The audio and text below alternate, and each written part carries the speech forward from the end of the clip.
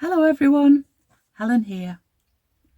I hope you're okay and I hope you're all ready to join me in the campervan again. And this is going to be the third part of my husband Phil and I's summer trip to the Western Highlands of Scotland. And I'm not going to waffle on at all at the start. I'm just going to continue from where we left off last time, where we just arrived in the beautiful little village of Shieldaig on the northern coast of the Applecross Peninsula. So, are you ready? Let's go. As is often the way, our first destination of the day involved finding the public toilet, and Shieldaig provided us with excellent facilities that are proudly cared for by the local community there. There was a lovely mural on the side of the toilet block that had been created by local children to reflect their connection to the sea. They'd done handprints and imprinted their names on circles of clay, which created fish scales or bubbles, and it looked really effective. The village lies at the head of Loch Shieldaig, which is an offshoot of Loch Torridon. It was built in 1810 for a very specific reason. The Royal Navy was on a big recruitment drive at the time. It was a time when we needed to protect our island from Napoleon, and the village was set up to train and provide sailors, all sponsored by the government, who gave generous grants for boat building and several other benefits such as duty-free salt. The people who came to live here prospered until a few decades later, when the Mackenzies of Applecross sold this part of their estate to the Duke of Leeds. He had no regard whatsoever for the inhabitants, and many of them were dispossessed of their homes and livelihoods. The village looks out onto Shieldaig Island, which in recent years has become the home of a pair of white-tailed eagles, and I was fortunate enough to catch a glimpse of them flying above the island while making use of the binoculars that were free to use, placed there in memory of a lady who loved this view of the island. White-tailed eagles had become absent from Scotland for several decades until there was a programme of reintroduction of white-tailed eagles, which were brought here from Norway, and it was great to learn that the Shieldaig eagles have now successfully raised several broods of chicks. Whilst in Shieldaig, we bought ourselves cakes from the bakery and tea room nannies to have with our lunch later, and I went to the Torridon smokehouse to buy some other provisions. They had a nice variety of smoked fish as well as some smoked cheese. It was quite expensive, so it was definitely a holiday treat, and I'll show you in a little while what I bought. We set off from Shieldaig and drove not too far along the main road. This road wasn't in existence until the 1960s, and the construction of the road meant that the distance from Shieldaig to the village of Torridon was reduced from 68 miles to just 6 miles. We stopped in a lay-by by the side of the road and went off to do a walk to a waterfall.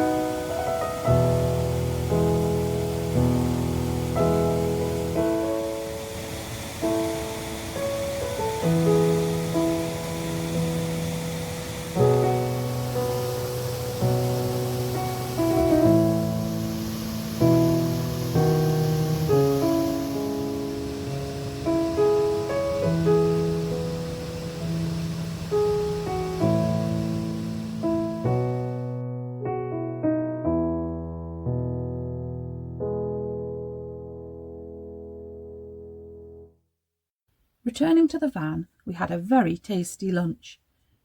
We kept the smoked salmon for another meal, but enjoyed the smoked mackerel pâté on some bread and sampled the cheeses, which I have to say tasted more fishy than cheesy, just as well I like fish. We then went for another short walk to take in some more stunning views, this time of Loch Torridon and some of the rather imposing Torridon hills. We strolled along in the warm sunshine and consulted the map to find out the names of some of the mountains, which included Ben Allechan, which translates as Jewelled Mountain, Ben Jerrick, meaning Red Mountain, and Leoch, which means the Grey One. Ben Allechan and Leoch are both over 3,000 feet in height and qualify as Munros by those who like to go Munro bagging, climbing all the mountains in Scotland that are over 3,000 feet. Ben Jerrick sadly fails to qualify, being just over 2 feet short of 3,000 feet. Anyway, we had no grand plans to climb up any of them, but enjoyed appreciating them from ground level. We went on our way again. You can see on the map here the village of Shieldaig and the road that provided us with the most magnificent views as we drove through the Torridon Valley.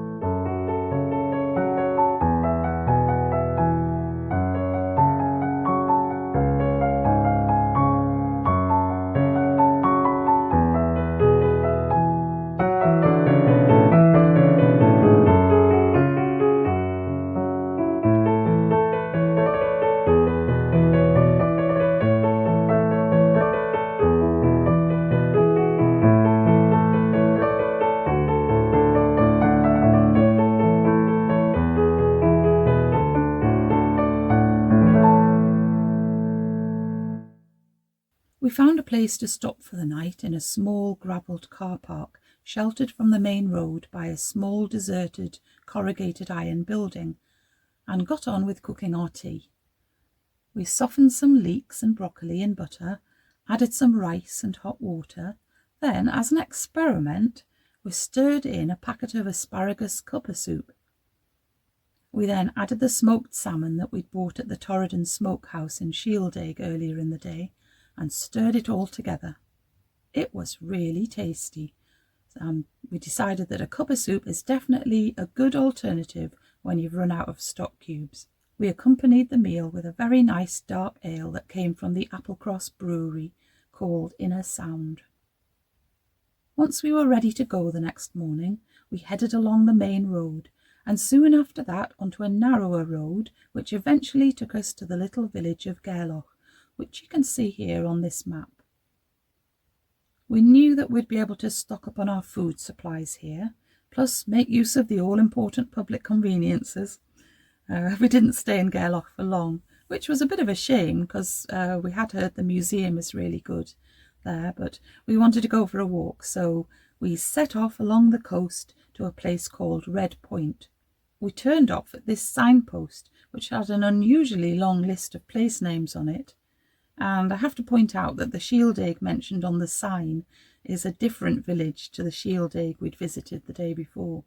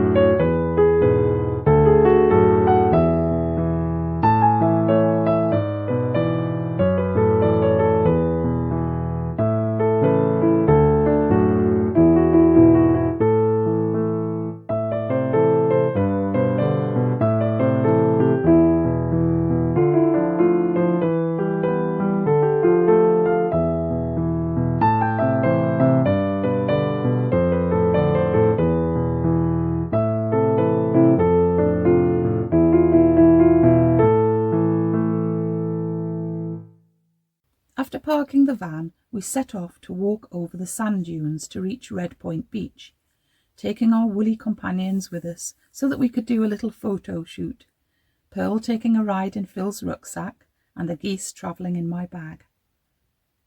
The sand dunes were quite big and the sand was very dry and deep, so it was hard work climbing up to the top, but it was worth it to get a lovely view down to the beach. However, although it looked like a wonderful place, it soon revealed a downside.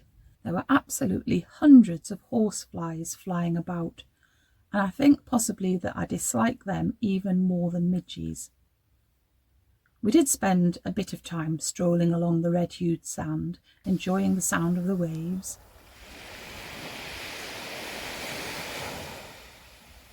And taking a few photos. But you can see in this video that there are insects flying about, and we soon beat a hasty retreat to the van. We drove just a little way back along the road and stopped at a viewpoint, thankfully free of any swarms of insects, and we enjoyed looking down at the beach that we'd just visited and across to the mountains of Skye. We spent a little while there, so I got my knitting out for another fine knitting location and a lovely memory to look back on in the dark winter months.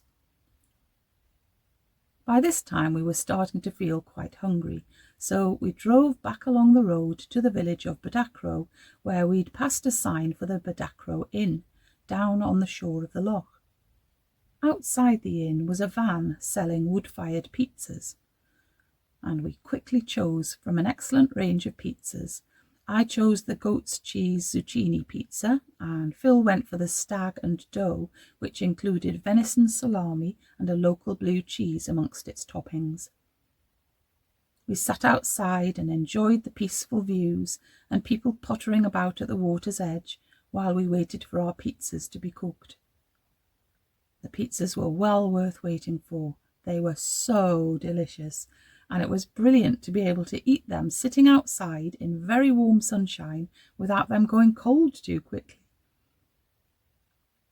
Back in the van, we left Badachro and drove a little further north along the shores of Loch Ewe, and I was amused to know that we were passing an island in the loch called the Isle of Ewe, very familiar to me from my favourite placemat at home, which is just a lovely play on words. We paused to see a structure that featured in Phil's Civil Engineering Heritage book, an old clapper bridge, a style of bridge that is known from medieval times until the 19th century. It made use of large slabs of stone placed on pillars of stone to cross a river. This bridge was apparently in use as the main road through the village until the 1960s, when a new road was built nearby. Eventually, we settled on a place to stop for the night, a lay-by on a reasonably quiet road, with greenery and distant mountains to look out on. Phil climbed up a nearby viewpoint, and you can probably just make out where we'd parked.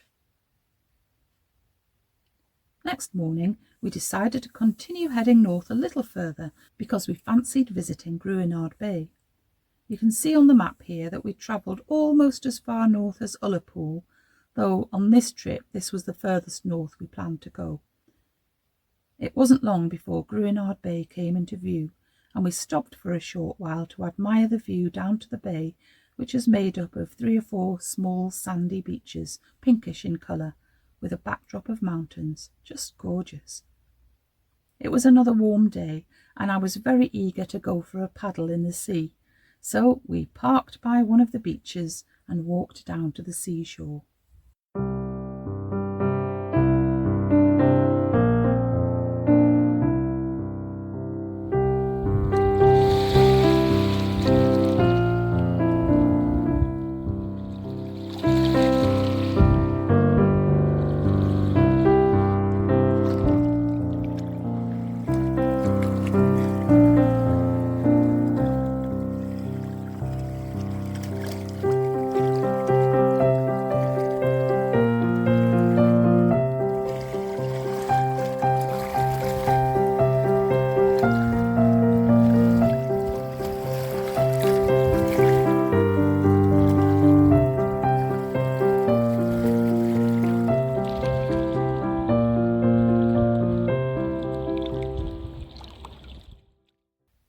week of heading generally northwards, it was now time to start travelling south again, with our next destination being the Corrieshalloch Gorge.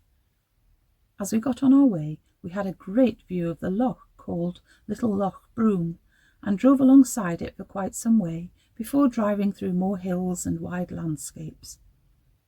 By late morning we arrived at Corrieshalloch Gorge, an area now under the care of the National Trust for Scotland, gifted to them in 1945 by the Calder family. It now provides a very accessible site for visitors of all ages and abilities, with good facilities including very nice toilets, a little cafe, and wide level pathways through the woods down to the gorge.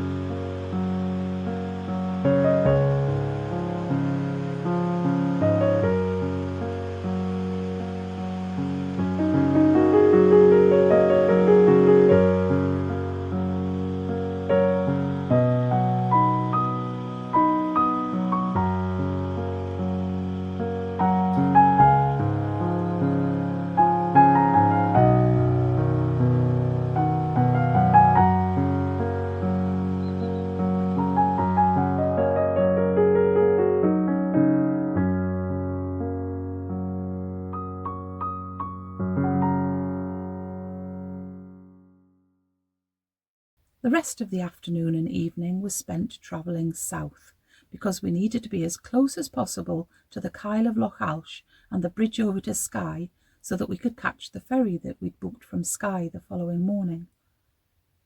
We drove through some changeable weather, which included a bit of heavy rain, although by the evening, when we were back on familiar roads, the sun came out again.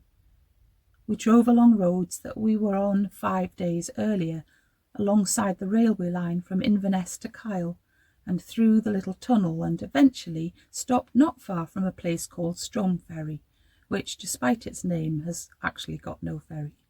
And we were at a car park that allows overnight parking for a fee of £10. It was a nice sheltered spot with a lovely view, and for the first time that week we weren't troubled by any midges.